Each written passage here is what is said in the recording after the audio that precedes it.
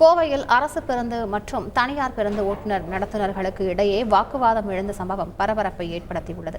கோவை ஆட்சியர் அலுவலகம், மாநகர காவல் ஆணையாளர் அலுவலகம் செல்லும் சாலையில் அரசு பேருந்து மற்றும் தனியார் பேருந்து ஓட்டுநர் நடத்துனர்கள் இடையே நேர கணக்கீடு தொடர்பாக பிரச்சினை ஏற்பட்டுள்ளது. 2 பேருந்துகளின் ஓட்டுநர்களும் நடத்துனர்களும் பேருந்தை சாலையில் நடுவழியிலேயே நிறுத்திவிட்டு வாக்குவாதத்தில் ஈடுபட்டனர். வாய்ச்சண்டை கைகலப்பாக மாறும் சூழல் உருவான நிலையில் பயணிகள் அவர்களை சமாதானப்படுத்தினர். அதன் பின்பு பேருந்துகள் இயக்கப்பட்டன. ரயில் நிலையம் நோக்கி செல்லும் சாலையில் நடந்த இந்த வாக்குவாதத்தால் கடும் போக்குவரத்து பாதிப்பு ஏற்பட்டது.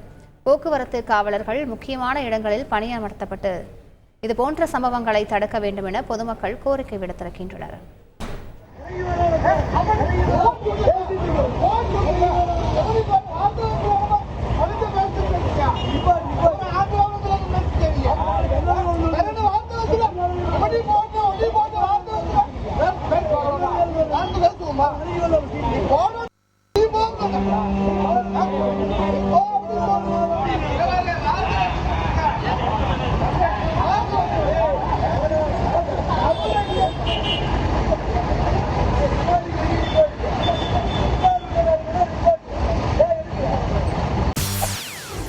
செய்திகளை உடனுக்குடன் தெரிந்து கொள்ள உடனே சப்ஸ்கிரைப் பண்ணுங்க.